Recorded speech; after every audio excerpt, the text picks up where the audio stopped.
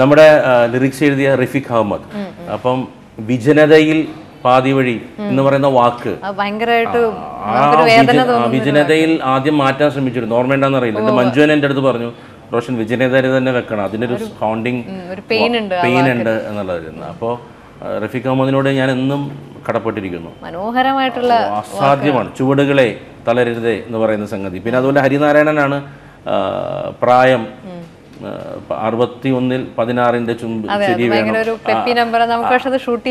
അതെ അതെ അതെ. പിന്നെ അതുകൂടാതെ ഹാപ്പി ബർത്ത്ഡേ എന്നുള്ളൊരു സോങ് എനിക്കോടെ ഇനി വരാൻ പോകുന്ന പല ബർത്ത്ഡേകളിലും നമ്മുടെ ഹവോൾഡാരിന്റെ പാട്ട് വെക്കും.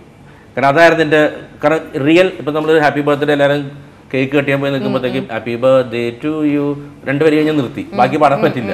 അപ്പോൾ ഈ പാട്ട് പ്ലേ ചെയ്യാൻ വേണേ ഹവോൾഡാരി വേണമെങ്കിൽ അവർക്ക് പ്ലേ ചെയ്യാം. അപ്പോൾ അതൊരു പ്ലസ് ആണ്. അപ്പോൾ എല്ലാ പ്ലസ്സുകളും വന്നു. എല്ലാ പ്ലസ്സുകളുടെയും എടുത്തു പറയേണ്ട ആൾക്കാർ, വിട്ടുപോയ ആൾക്കാരുണ്ട് ഇതിൽ. കുഞ്ചാക്കോ ബോബൻ മഞ്ജു പറഞ്ഞ പോലെ തന്നെ ഒരു ഹീറോയിൻ ഓറിയന്റഡ് സിനിമയിൽ അയാൾ അഭിനയിക്കാൻ കാണിച്ച ധൈര്യം അത് നമ്മൾ എത്ര അപ്രീഷിയേറ്റ് ചെയ്താലും മതിയാവില്ല. പിന്നെ വന്ന കുഞ്ചൻ അത് എക്സൽ ചെയ്തു എന്നുള്ളതാണ്. ചാക്കോച്ചന്റെ കരിയറിലെ ഏറ്റവും നല്ല പെർഫോമൻസ് മാറി.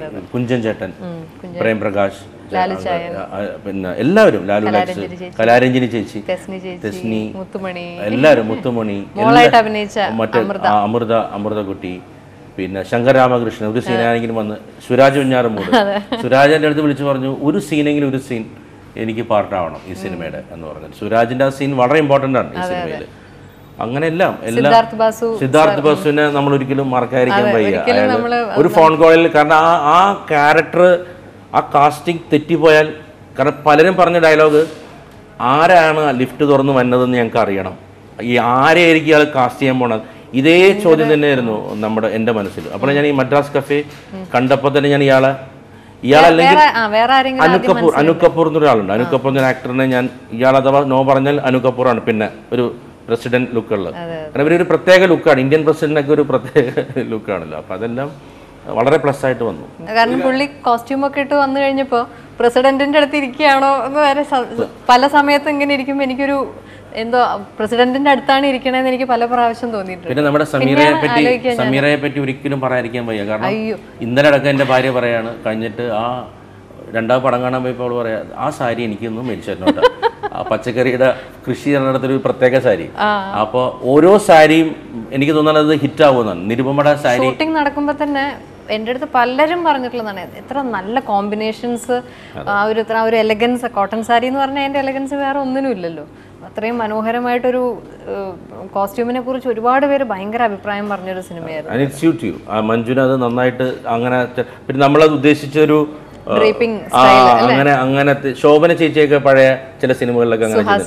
അതെ, അത് പിന്നീട് മാറുന്നൊരു ഘട്ടമുണ്ട്. അപ്പോഴും അതൊരു വളരെ, എനിക്ക് ബ്ലാക്കിലാണ് ഏറ്റവും, എനിക്ക് അമ്മനെ കാണാൻ പോണ സീനാണ് എനിക്ക് ഏറ്റവും ബ്യൂട്ടിഫുൾ ആയിട്ട് നിരുപമന തോന്നിയിട്ടുള്ളത്.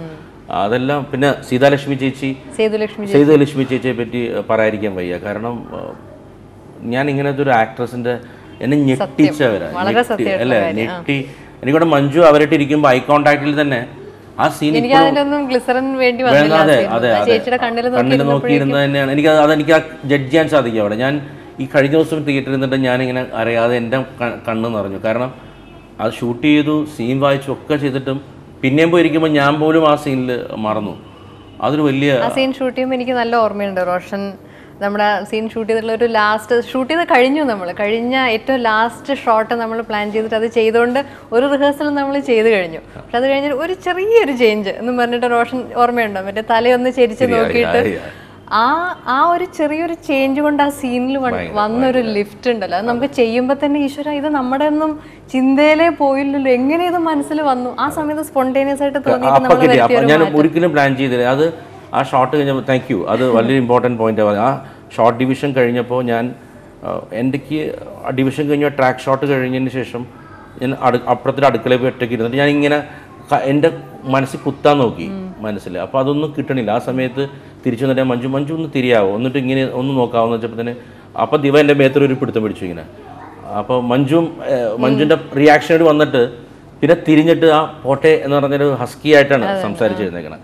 അത് ദൈവം ആരുടെയും കഴിവല്ല, അത് ശരിക്കും അത് ആ സ്പോട്ടിൽ നല്ല മനസ്സ് എല്ലാവരുടെയും മനസ്സിൻ്റെ ഇതിൽ ദൈവം തോന്നിപ്പിക്കുന്ന ഒരു ചിന്തയാണ്. ആ ചിന്തയ്ക്കാണ് നമ്മൾ എപ്പോഴും ഏതും ലോകത്ത് എന്തിനും ഞാൻ അങ്ങനെ പറയുന്ന ഒരു നമ്മളുടെ ആരുടെയും ടാലൻ്റ് അല്ല അത്. നമുക്ക് ആ സമയത്ത് ദൈവം തോന്നിപ്പിക്കും ഇത് ചെയ്തു എന്ന് പറയും. ആ ചെയ്യലാണ് ഈ കാണുന്ന വിജയം.